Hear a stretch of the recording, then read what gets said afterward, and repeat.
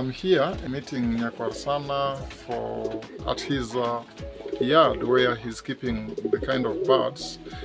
These are birds that some of our friends have been interested in and they've always wanted to see them. And we are going to Nyakwar Sana, whom we are visiting and who rears these unique birds, will be taking us through and showing us which birds he has, and perhaps we'll also understand their behaviors and how it usually goes with them. So yeah, so Nyakwar Sana is here. Get to hear. Hi guys, I'm Samora Nyakwar Sana. I represent Nyakwar Sana Eco Farm. I'm a bird enthusiast, so I have some originally Kenyan native birds, and I also have some imported exotic birds. Most are ornamental, some are I keep for eggs, some I keep as a source of protein from their meat. So we will show you a few of them, then we'll get to know more about the birds. These are American fantail pigeons. These are mostly kept as ornaments. Swahili guys call them njiwa tausi because of how their tails are. They are birds that are bred like that. Nothing has happened to the tails. That's how they are born. That's how they grow up. Most guys keep these ones as ornamental, and we keep them in cages because they are not good flyers, so they are prone to attacks from predators like kites, eagles. That's why we keep them caged, but at least 2 hours or 3 hours a day they are left to get down, enjoy themselves, take a shower or two, and back to the cages. These are called oriental frills or short-beak pigeons. They have a beak that is almost like a parrot beak. These are good flyers, so you can keep them free range. But because I don't want them to interbreed with others, I've selected couples and kept them in cages for breeding purposes. Then we let the squabs to free range with the other pigeons. They have a beautiful necktie, and they have some sort of crown at the back of their heads. So they're quite unique and beautiful birds. That's a female one. The white one is a male. Okay. The white one ought to have been the female. These are now saint pigeons. Their main signature is the mane on the necks. Swahili guys call them njiwa simba because of the feathers on the neck. The mane looks like lion. Yeah, the mane looks like a lion's mane, and they also have some shoes on their feet. They wear socks. So those are saint pigeons. Those are also exotic. So they are native to... These are native to America. I think there are birds that were bred. Most people call them designer birds. They were crossbred somehow to get the mane on the necks, and also the socks on the legs. Those are saint pigeons. The white one is a male, the gray one is a female. Here we have two types of pigeons. The white one is called a trumpeter pigeon because of the feathers on the face. It looks like it's holding a trumpet. Then the female is what we call a tumbler pigeon. I didn't have a female trumpeter, so I've crossbred them. We have eggs in the nest. We're hoping to see what they will produce. And they are quite protective of their nests and their young ones. They also have a signature long socks on their feet.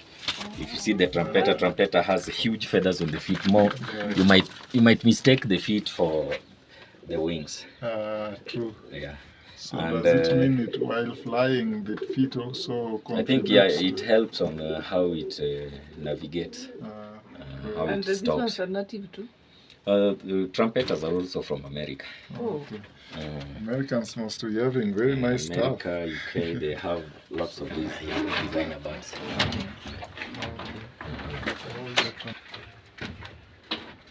So you said the trumpeter is...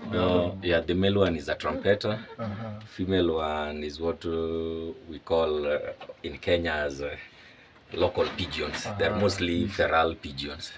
Okay. Njiwa nyumbani. So I'm crossbreeding that to see what What I'll get out of it. They already have a squab. Yeah. I can see. So this is their offspring? Yeah, that is their offspring. Great. They only managed to hatch one, so we're waiting to see how it will turn out. Yeah.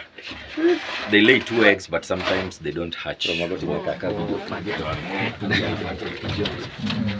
that is a young one of these two. Oh, okay. I don't know where they got the white color from. So those are the Indian ones? Yeah, that is an Indian. That is a 3 months old squab. Okay. Now these ones, the ones on the left are the adults. So in a year, like how many times? No, pigeons lay quite a lot. Okay. Like right now, if I remove this squab, in less than 2 weeks, I'll have eggs. Oh. And they only sit on eggs for 14 days and they've hatched. Really? And So if you don't control their breeding, Yeah. once they hatch, they will feed the chicks for 3 weeks. Yeah. And they will lay eggs again. So the male's work will be feeding the chicks, the squabs, and the female one will be sitting on the eggs. Now the problem with that is that you know how to feed them vigorously, because by the time they hatch the next squabs, the ones they're feeding at that time should be mature and ready to eat on their own. So or they will be sent out of the house to fend for themselves. So is this one old enough to... Yeah, this one is old enough to survive on its own, but I've left it inside there to control their breeding. I don't want them to breed until the rain comes back. So it's like a family planning. Yeah, it's I'm kind of controlling it. So family planning works here. Actually, this one's already laid the eggs that were supposed to be the followers of these, but I gave them to some other pigeons to foster and hatch. What usually happens is when it's too hot, these ones don't do well sitting on eggs. They step out. So I like them to usually sit on eggs when the weather is chilly. Okay. So does it mean when the weather is too hot, then they are uncomfortable? Yeah, they get uncomfortable. You know, when they're sitting on eggs, they produce some sort of heat that incubates the eggs. So combined with the weather, it becomes too hot. So they always step out of the nest, then end up not hatching well. Okay. White Holland turkey. Turkey is also at different types. So this is Yes, a white Holland turkey, and those are the young ones of a turkey. I see. Now, if you've ever seen a grown-up turkey, that's how they begin life. So these ones 1 day old? Yeah, these are 1 day old. By today evening will be the second day. You would think they've been here for over a week. Or even they usually lay big eggs. I see. The kienyeji one is called Muscovy. Yeah. Now, for me, I love unique things. That's why you will see some.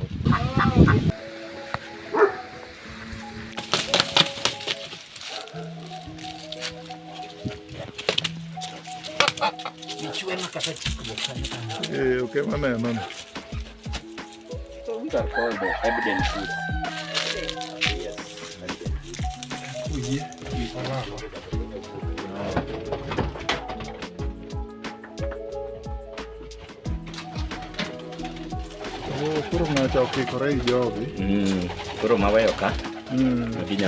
Free range. Now these ones are usually let out to free range.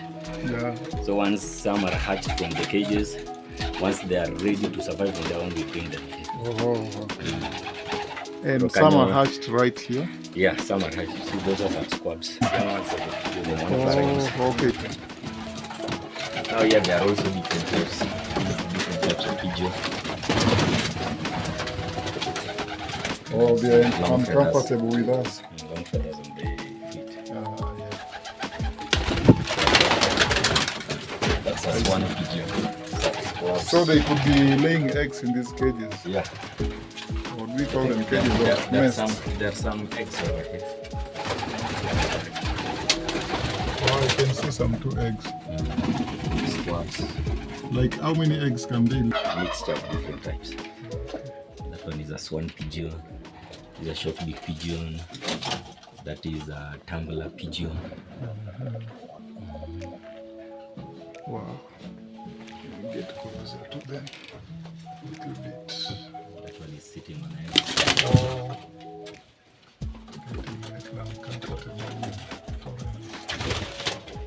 So here you've got chickens. Going to Korakia to make a Okuto. Oh, my Okuto. Now in English they are called African bantams. Bantams. Bantam is a word for small chicken. Okay. Okay. And that turkey is what we call a bourbon turkey. Bourbon turkey. Bourbon red turkey. And why is it on its own? The females are all sitting on eggs. Mwingine ndio yule amehatch huko. So he's lonely. No, I don't want him to disturb them on the nest. You isolate it like that until they are ready for mating again. Okay. And he doesn't have any problem sitting here with the chicken? No. One thing I usually do is I raise most of my birds with chicken, so they are friendly. Oh, they are friendly? Yeah. Okay. After when he was growing up, he grew up with chicken. And I'm seeing a kind of the cock. That is and also the comb looks different. Yes. That is another different type of chicken. Yeah. I see. Naona kombi yake. Hey, your comb is rich. The grey one is called a lavender guinea fowl. Then the dark one is the normal color of guinea fowl. Oh, okay. And so I also have white ones, but they had already been let out. Oh, okay. Also guinea fowls are different colors. You have that lavender, the normal dotted one. We have a pure white one, and we have one that is totally black. Great. Then can give good Masai Rabora. Or say 20 liters to coca chakoko. Oh, so that this usually grows like how old is the cock? This one is around 5 months old. And is already taller than a 20-liter jerry. I can see. This is destined to be so big. That is going to be a very huge boy. Frizzle feathered chicken.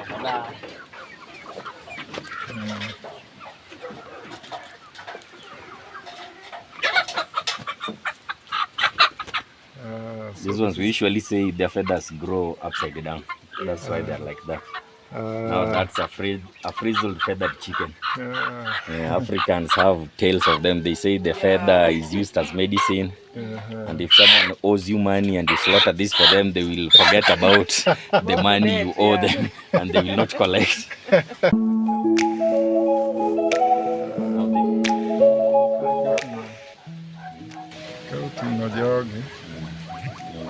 Guinea pig. These are guinea pigs. So are these ones just ornamental or for meat? No, these ones are for meat and ornamental.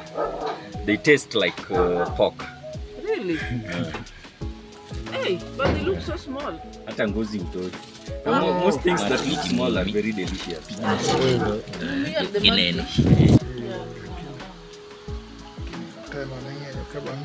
And you drain this water now? Yeah, that water is usually drained. Yes. Yeah, we use it for irrigation. After how long? Every 2 weeks. No, those are African catfish. Here we have some young tilapia.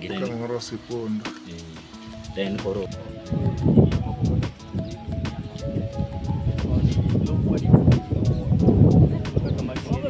Oh, the tilapia here.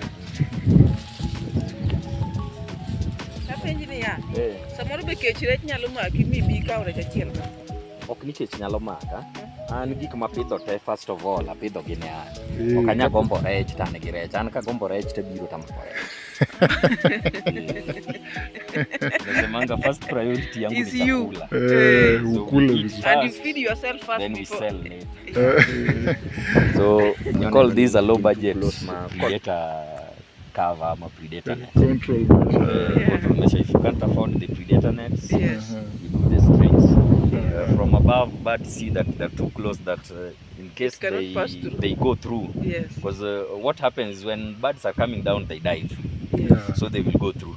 But to take off, they have to spread their wings. The wings, yes. You will find it trapped here, so they avoid kabisa. Hey. I see. It's quite interesting. Oh. Manakacha are 4 months old. one car 2 months old, one car 10 months old. Tilapia. And what's the is there a maximum period of time that they should take in? Most of these tilapia we harvest when they are 8 months old. Yes. That is table size, roughly 500 grams or 600 grams live weight. If you wait for them to grow past that, they grow too slowly, so you'll end up using a lot of money to feed them. Yes. And the return will not balance. So we mostly sell them when they are what we call table size, hand size. 300 grams to 500 grams is what most people buy. The big tilapia are sold to people who do filleting, not the common mwananchi. Okay. So my goal basically is to have 10 ponds for tilapia, 10 ponds for catfish. We stock them every month. Then now when we begin harvesting, you harvest every month.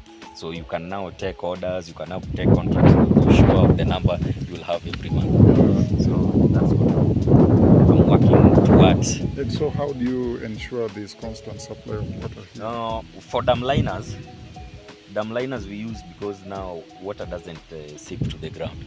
They hold water well. Like these ones, I haven't added water since the last season.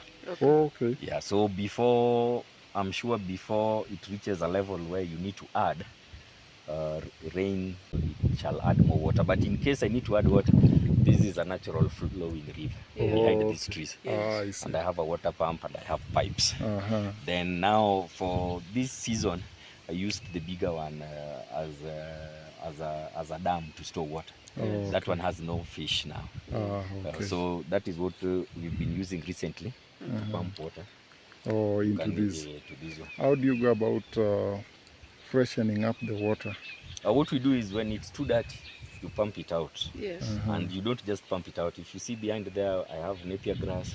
I have some bomber rods for the cows. So when I use it to pump to that, it ends up feeding the napier feeds the cows. So it's not wasted. And up here, I have arrow roots, which I also intend to irrigate using the same source of water. So when changing it, instead of pumping the water out to wastage, use it to irrigate the plants. I see. And is the temperature of this water affected by the weather? Yes, it is affected. Yes. That is why for fish ponds, when they're still young, you don't need to fill it up with water. Because when you fill it up with water, only the water at the surface will be warm, at the bottom will be cold. So you'll find them, they will not be active, they will not be feeding properly. So when they are still young, 1 to 4 months, keep the water low so that when sun shines, it penetrates and the water becomes warm. So they need that warm? Yes. When the water is warm, they are more active. They feed well, they play a lot, so metabolism is also well, they grow well.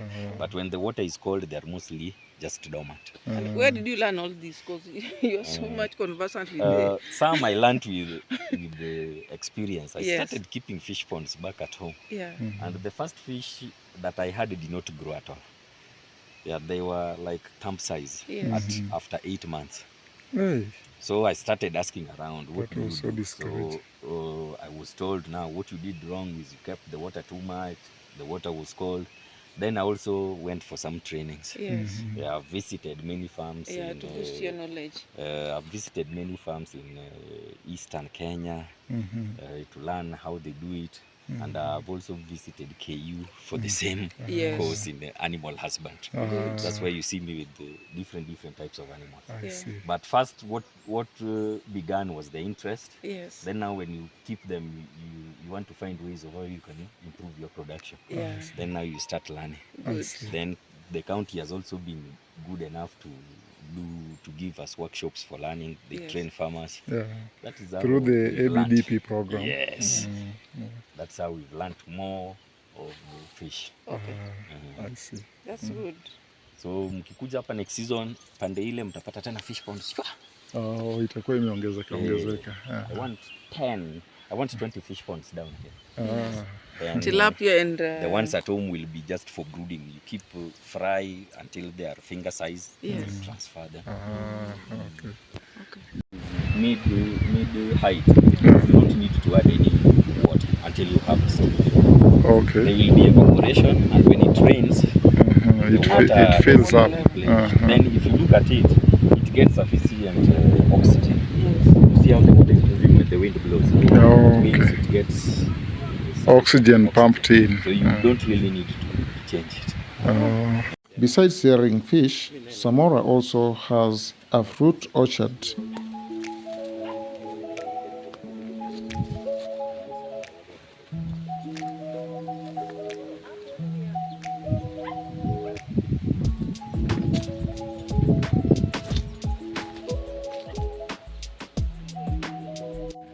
Our work has brought us to this plant here, and there's a very interesting story about this plant and the reason why Samora Nyakwar Sana has planted it, and he's giving us very interesting reasons. This guy is going organic.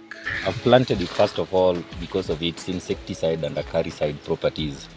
You harvest the leaves, you smash them and soak them in water overnight, and you have your insecticide or acaricide. And with the growing price of insecticides, if you have this in your farm, you will cut costs because you can use it on animals, you can use it on crops, and it is purely organic. You can also use the leaves to make soap that will make your skin shine. You can also use it to fish out things like snakes. You spray it where you suspect a snake is and they will feel uncomfortable and come out, then you can relocate it. Then some people also use it to harvest fish in local rivers. But mostly for me, I want it for its insecticide and acaricide properties. I can use it on my fur friends, my dogs. I can use it on my crops and they cut costs. Great. Pam, tell us about its name. It's called tafrosa, or the fish poison bean. And you can remember traditionally they used the leaves. They used to use the leaves to maybe to poison fish in the rivers or in the lakes so that they can catch more fish. I saw that. The fish get poisoned and they become somehow drunk and start floating upwards, right? Yes. I saw that. What they usually say is that it inhibits the oxygen absorption in water. So they have to come up for oxygen. Yes, and when they come up for oxygen, they are now too tired because it's like they're suffocating. So you pick them easily. It's called tafrosa. Tafrosa. A nice name. A very beautiful name. Most plants have got very ugly names. Not ugly but complicated, but this one is very simple. Tafrosa. Yes. Don't forget that again. And so we've even harvested some of its seeds that Samora is carrying here. We're gonna propagate the seeds and we'll get more seedlings of the same. Yes, and you can remember what Samora's just talked about. So he doesn't use it to to get the fish, but he uses it as an insecticide or acaricide. So if you want to go organic on the insects, this is the right way on to the pests. Yes. All right. The fleas in the house. Yes. Ticks on your livestock. Yes. Lice. Mites. I almost called them They also work on mites. Yes. Yes. This is the small kind of insect. If you have enough of its leaves, you can use it as beddings in your poultry houses. Yes. And you will never see mites. Okay. Good. That's wonderful. A good lesson today. A great lesson for the day. Yes. And you know, one of our friends, Tony, I know will find this quite interesting. Exactly. Kind of birds that we could not establish their names. We can establish names of plants, but not of birds. Nyakwar Sana does it best. He does it best, and he has given us some. I didn't even know that this chicken, or rather the geese and the ducks, they have specific names. I'd never known that. I also just knew we have ducks. These are a good lesson for me, courtesy of Tony. I'll never forget this. And besides that, Samora also does, he has an orchard here, so you can see his mangoes are flowering. And these are grafted mangoes, and they are in flowering season.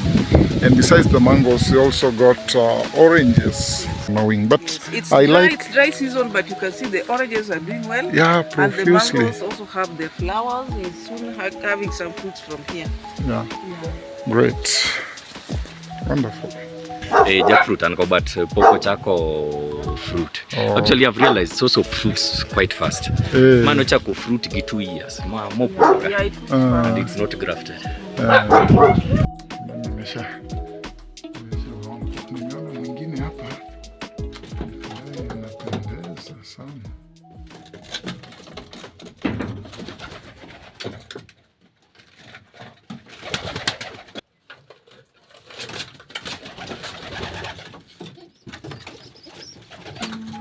Na kwa hivyo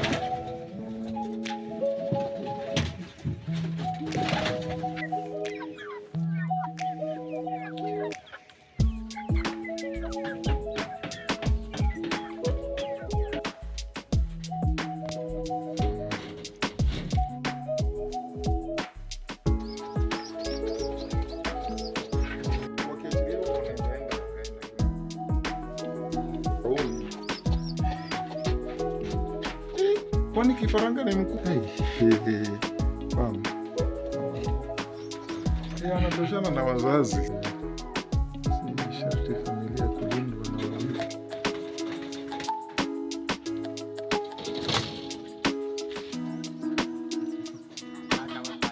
Wanaitwa guinea pigs.